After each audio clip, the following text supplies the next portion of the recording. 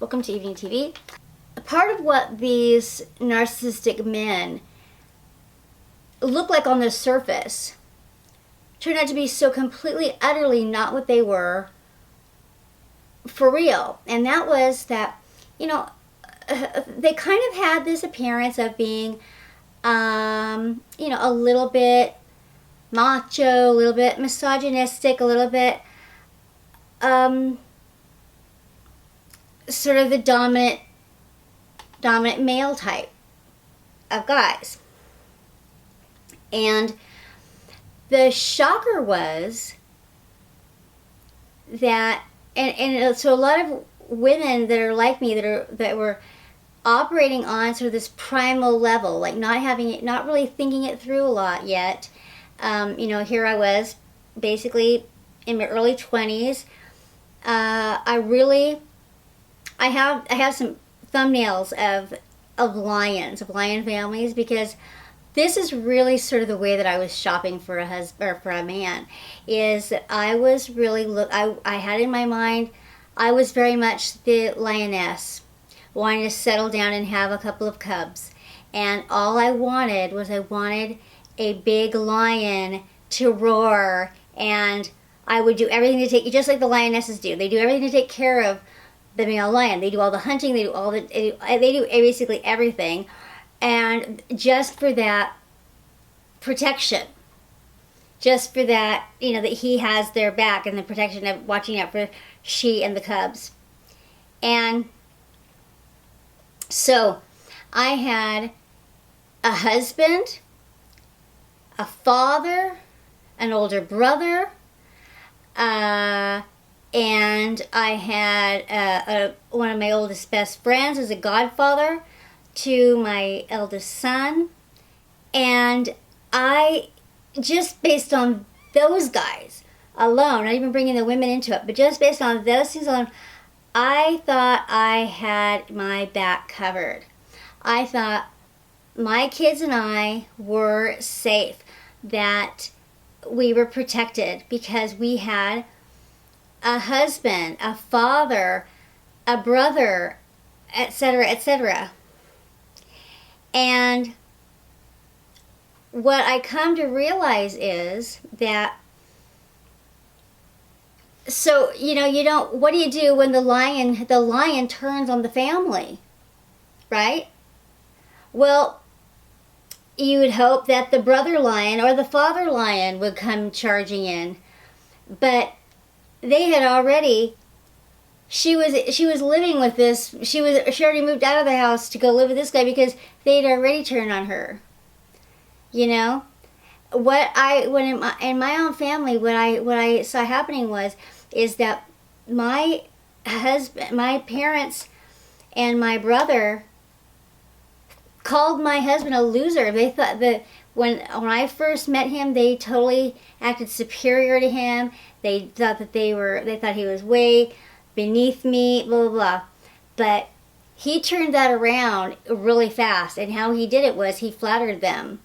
He flattered them, and he told them that they were everything that they wanted to be. And not only that, but over time, he gossiped about me and about what he was saying, I was saying about them, which wasn't even true. I mean, I was a very, very loyal person.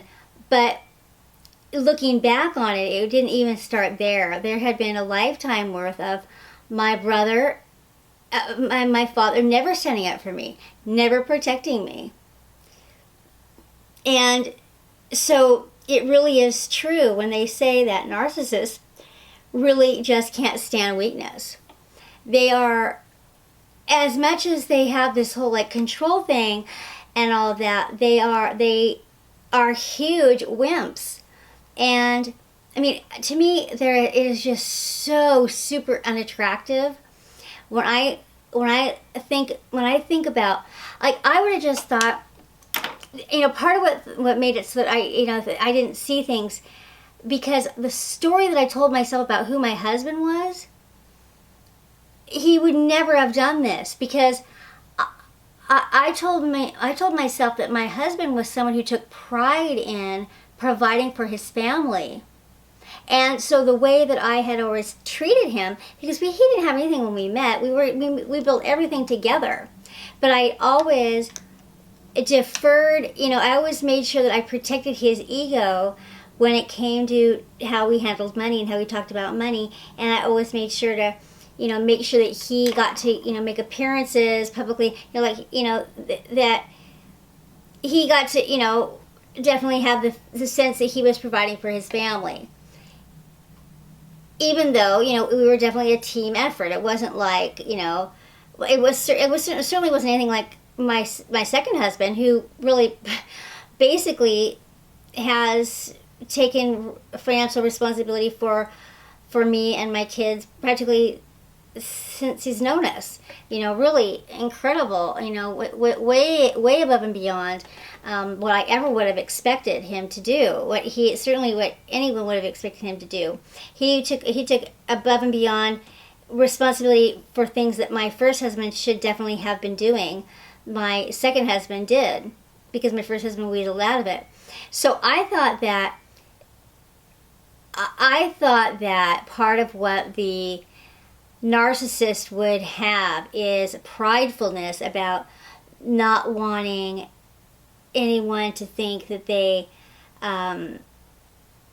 weren't providing for their family or weren't taking care of their own, weren't doing their own thing. And what I came to realize was that was only true when I was around. So for instance, my husband would say to me that we had to do things on our own, that he wasn't going to ask for any help until he wasn't with me, and then he was perfectly willing to ask for help. He got, and when I met him, he was living in a house that his father had given him the down payment on. He was driving a truck that his father had given him. He was getting plenty of help up until he got with me, and then while he was with me, he had all this pride about doing things on his own. Of course, he wasn't on his own. He was doing it with me, largely with my help. But the minute, in order to leave me, he moved in with his mother. He asked for all kinds of help that he wasn't willing to ask for when we were together. And so, and that was really shocking to me. It was really, really shocking to me that he would ask for help, but he wouldn't ask for help for us together. And that he didn't have any pride about taking care of his sick wife or his children. That he would pretend, and this is common, this is very common across the board, that he would pretend to be broke in court so that he wouldn't have to pay child support. That he would pretend that he would hide money so that he wouldn't be able to help, he wouldn't be responsible for helping to pay for our son's drug treatment that he basically drove him into. But it could spare no expense when it came to lawyers. He could pay for lawyers' fees all day long, but he didn't have enough money to pay child support. He didn't have enough money to pay for our kids' private school tuition, even though the reason we had to go to private school was because of he wouldn't let us, he would insist that we couldn't move into an area where the public schools were decent, and so we had to live in this area because it was closer and more convenient for him, where the private school was the only decent school. And then he, acted like he couldn't pay for the private school. He just such a weasel. Just didn't have any pride about anything. And then also with my brother and my father, that they were at all protective of me. Like, it was just so, as a female growing up in a narcissistic family, part of what you think the trade-off is, of course you don't have the terms, you're not thinking of narcissism and all that, you're not thinking those terms, you're just thinking that you've got kind of an arrogant, cocky, whatever, dad, it's a paternalistic, authoritarian kind of household, but you're assuming that the upside is that maybe you have to be submissive in your home, but you're assuming that he has your back, that when it comes to time to protect you, that your father is your brother are going to protect you as the girl in the family, is the vulnerable one in the family. But it is definitely a one-way street with narcissists. They are wimps. They're childlike. They're babies. They will just absolutely climb on your back to save themselves. They will drown a little old lady, to climb on her back to save themselves. They're not the kind of people that would stand up and give their seat to the pregnant lady or the little old lady. No, they would completely, they would have no problems with, knocking a little old lady over the head and stealing her purse, or, they would have no problems doing that as long as no one could see it. As long as no one saw what they were doing, they would absolutely do it. Yeah, and so, but yeah, I remember thinking that it really misjudging what, at one point when my husband was, he had first left me, and we had been building this dream house, and now I'm in this crappy apartment, and I make some comment about what a fine job he'd done taking care of his family, and I came to realize that he felt no responsibility for that. He felt nothing like what you would think a man's pride would have, that he would care about taking care of his family, even as he's leaving, that he would want to leave it as though that he could hold his head high and be like, I wasn't, and so, my husband was a complete deadbeat dad. He was completely a deadbeat dad, only he was around a pain in the neck, but he wasn't financially supporting us. He wasn't financially doing anything. He was just around being making life hard for us. We would have been infinitely better off if he'd just been a deadbeat dad and taken off and left us alone, because he was no help financially. To me, the absolute worst of it, to come in, involve yourself with a woman when you're young, use her to build yourself up, and then when she's sick, you take all the money and you leave your sick wife and little kids penniless. I mean, it's just absolutely, they have no pride. This is what is so shocking to me, because they have enormous egos. But they're shameless when it comes to something like that. I would think that would just be so utterly humiliating.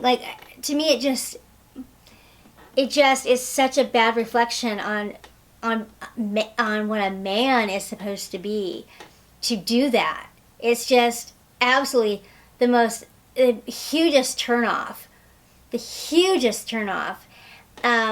The man that I met up with, the third of my 3 abusive romantic relationships in my lifelong abusive relationships, there were 3, and the third one was the lawyer that love bombed me while I was in the midst of my divorce.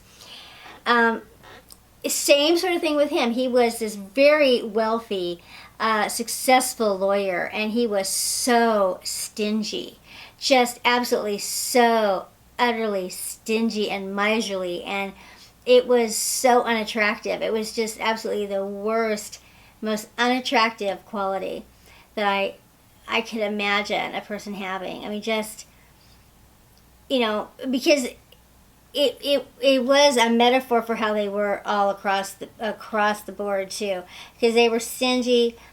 They were stingy with money, but they were stingy with everything. Stingy, sexually repressed. Just it's so not sexy, so not attractive at all. I mean, and if you were a kind of a woman who, was a little attracted to, on this primal sense, so a little bit of this machismo, a little bit of this thing, you assumed, I assumed that came with, I put up with a little bit of this posturing and stuff, but it came with, that I was his woman, and he would take care of me, and he would take care of our babies, and that he was the man, and that was part of what you do. But he would have thrown me, he would have used me to shield him from a bullet. No question. He would have used our kids to shield him from a bullet. I mean, just no question about it. He would, if he was in a boat going down, he would shove the kids aside and jump in the lifeboat. I mean, just nothing manly about it. Super, super unattractive. Just the worst.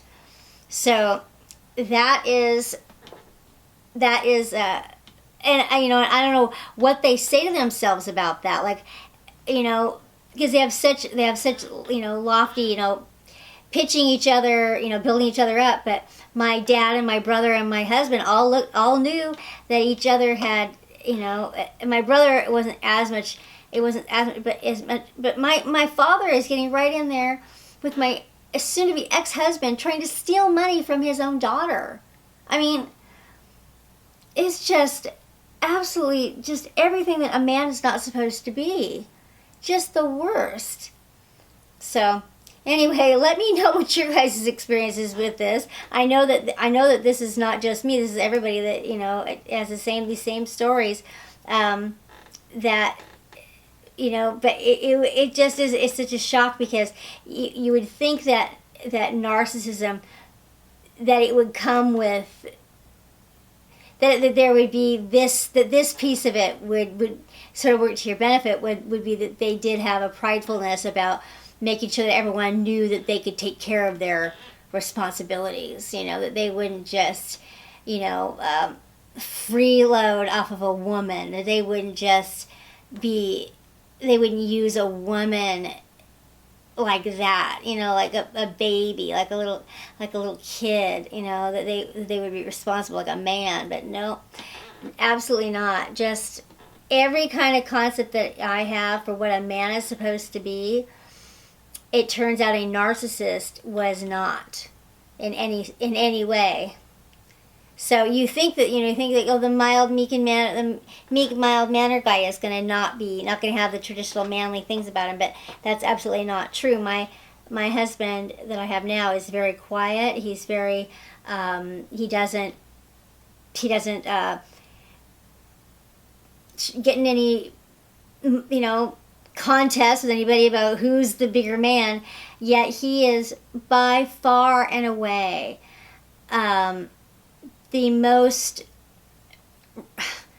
just the absolute sexiest man, because he takes care of me, he takes care of my kids, he takes care of his parents, he takes care of his sister, he takes care of his family, he takes care of, he is responsible, he is, it's just super, super manly. It's just super cool that he's not a wimp. He is strong, and he is super, that's what a man is supposed to be. That's what a man is supposed to be. And that makes it so that you can be, as a woman, that brings out in me all the qualities in me that I want to have, the ones that I like best.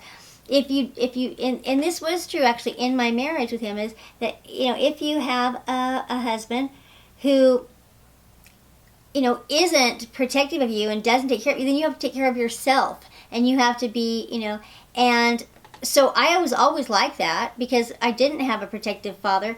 I always wanted to be a daddy's girl. I always wanted that. My dad was never like that. I didn't have a protective father. I didn't have a protective big brother. The one time that my brother defended me, I had to ask him to do it. So, there was a whole family dynamic there that I didn't understand. I just figured that I was wrong. I just figured that they didn't defend me because I was wrong. Let me know. I got something in my eye. Protect you guys' experiences with this, and please give me a thumbs up and subscribe. Okay, I'll talk with you later. Bye-bye.